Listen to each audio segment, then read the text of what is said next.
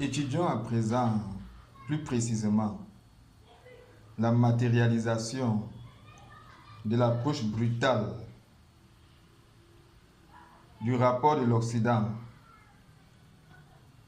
à d'autres peuples, notamment ciblés et à détruire par celui-ci. Cette approche est généralement portée par le courant nationaliste et matérialiste du système politique général occidental. Courant politique dont l'héritage provient des systèmes politiques monarchiques et oligarchiques qui ont découlé de l'effondrement de l'Empire romain d'Occident.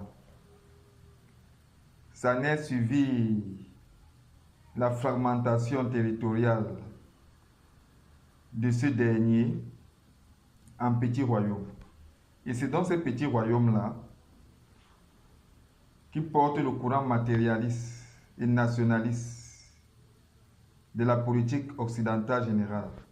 Et conseillé par la branche supranationaliste et idéaliste de cette politique, son action dans le rapport de l'Occident à d'autres peuples est souvent militaire et brutale. Ainsi, de ce fait,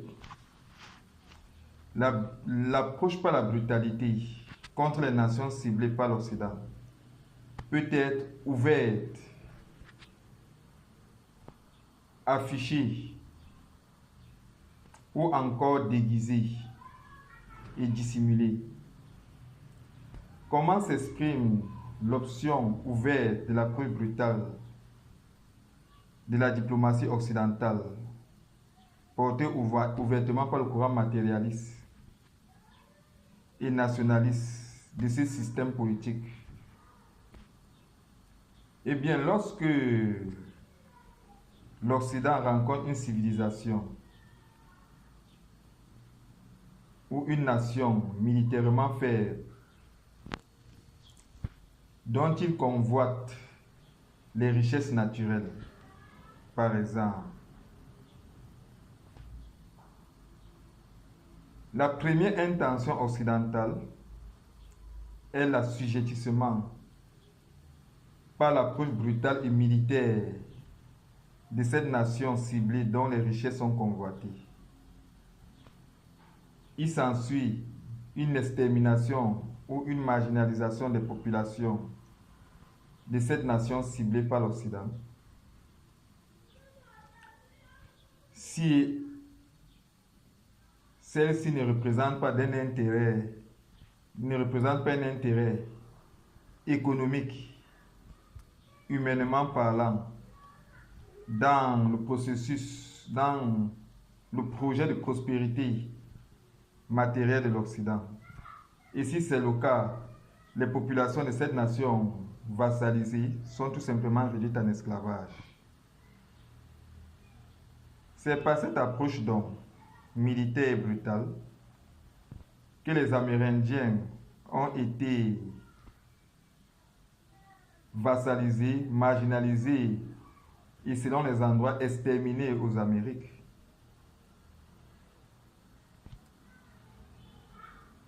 Et leurs territoires, que sont les deux Amériques, ont été colonisés par l'Europe occidentale et exploités sans leur avis. Les Africains, dont la force physique pouvait compter humainement parlant dans le processus de la prospérité économique occidentale, y ont été déportés et réduits en esclavage. Il y a aussi eu une vassalisation de l'Afrique australe par l'approche militaire et une réduction en esclavage des nations de cette région de l'Afrique depuis le XVe siècle. Ainsi se matérialise donc, ou s'exprime donc, l'approche ouvertement brutale de la diplomatie occidentale, portée par les courants nationalistes et matérialistes de ce système politique.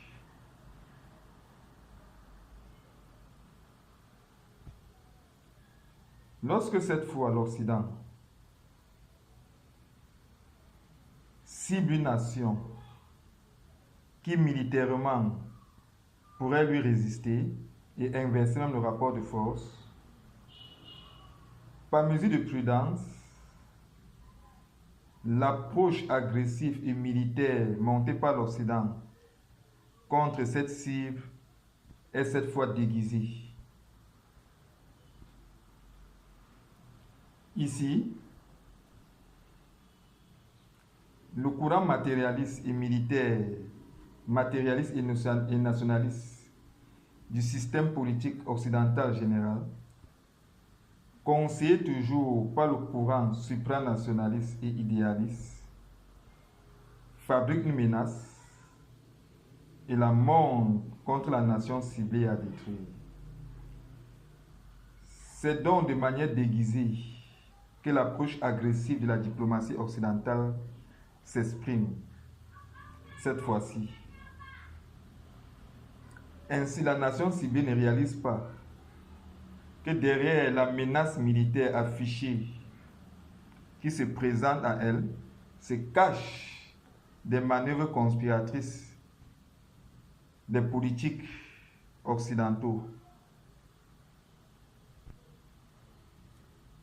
Et lorsque cette manœuvre militaire déguisée échoue, toujours dans l'optique de préserver son déguisement et de réinventer sa diplomatie vers une approche plus séduisante,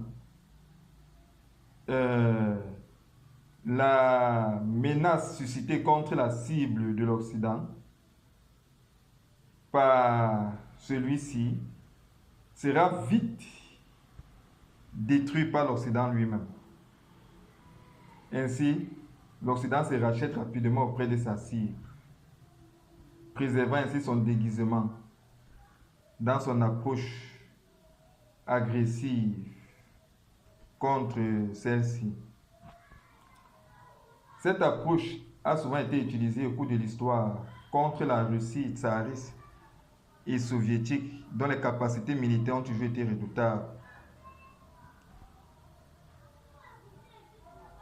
Lorsqu'il a fallu, au cours du 19e siècle, agresser militairement la monarchie des tsars, les monarchies occidentales ont fabriqué cette menace militaire qui était l'armée de Napoléon.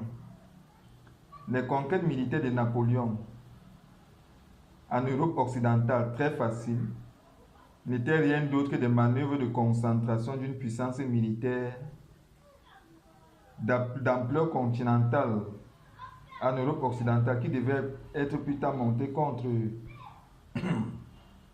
la royauté russe, qui elle-même était territorialement immense et était dotée de capacités militaires d'ampleur continentale. Et lorsque l'entreprise militaire de Napoléon contre la monarchie des tsars a échoué, toujours dans l'optique de préserver son déguisement, les nations occidentales, à travers la couronne britannique, se sont empressées de mettre la main sur Napoléon et de l'emprisonner dans une forteresse, sur une île qui faisait office de forteresse et où il ne pouvait pas révéler les dessous et les raisons cachées de son entreprise militaire contre la Russie à cette époque. L'URSS a connu aussi cette forme d'agression déguisée par les nations occidentales à travers le nazisme d'Adolf Hitler. L'Allemagne a été nazie, militairement armée par les industries occidentales et financièrement accompagnée et grandement aidée par le système financier occidental. La crise boursière de 1929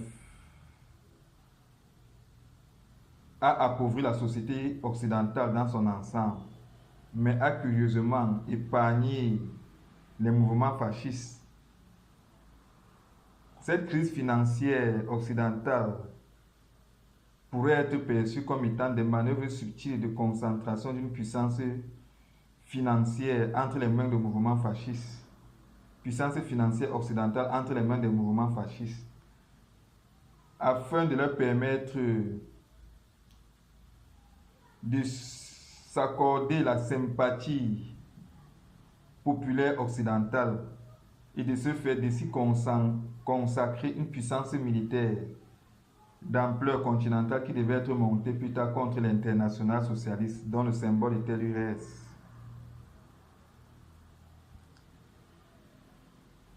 Si on étudie même les raisons véritables ou les raisons exprimées, autant pour moi, par l'Allemagne nazie, justifiant sa croisade militaire contre l'Union soviétique, on réalise que ces raisons étaient infondées.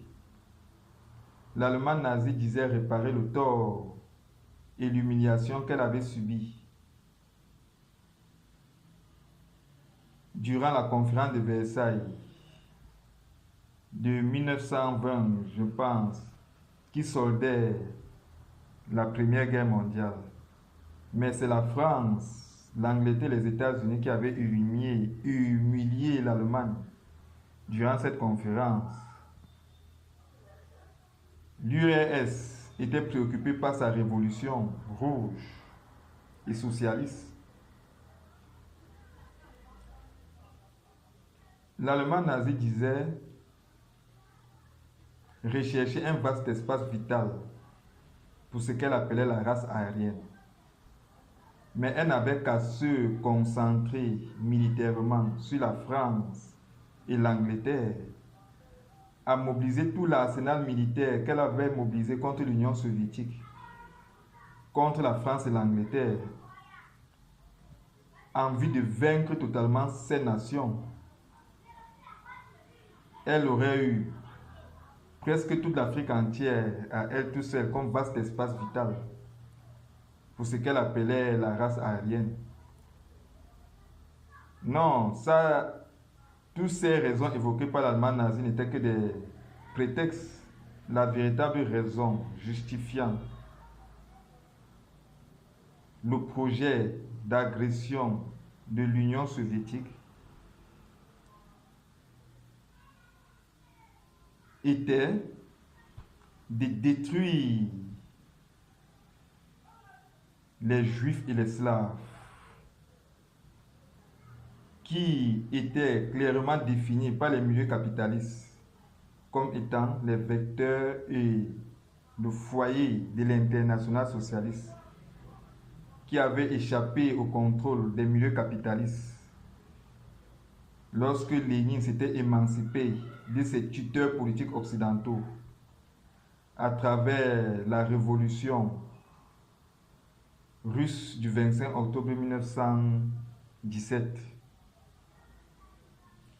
Il fallait détruire ce courant socialiste et pour cela les nations occidentales ont fabriqué une menace qui était le nazisme allemand et l'ont monté contre l'URSS.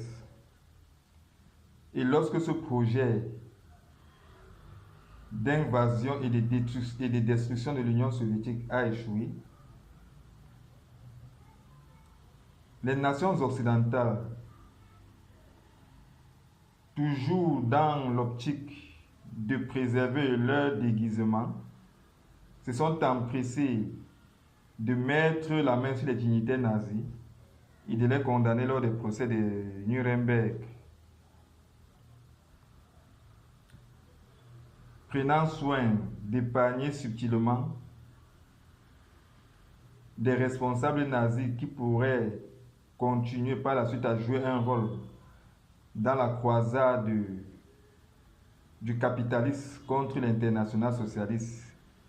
Ces dignitaires nazis, potentiellement utiles dans la suite de la croisade du capitalisme contre le socialisme international ont été exfiltrés depuis l'Europe occidentale vers l'Amérique du Nord, notamment les États-Unis, et pour ce qui est de l'Amérique latine vers l'Argentine, l'Église catholique romaine y avait même pris part.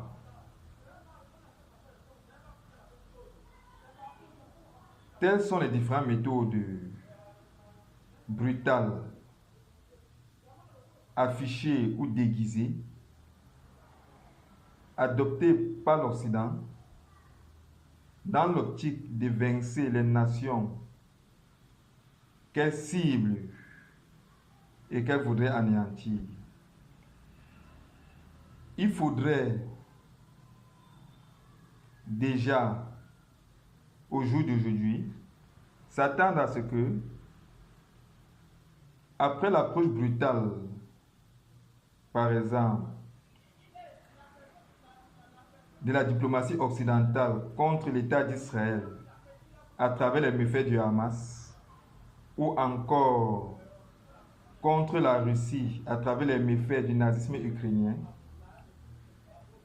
que suite au succès militaire de l'État d'Israël sur le Hamas, ou encore de la Russie sur le nazisme ukrainien, que des figures politiques émergent plus tard sur la scène politique occidentale, exprimant une sympathie envers l'État d'Israël et la Russie, et condamnant les politiques actuelles occidentales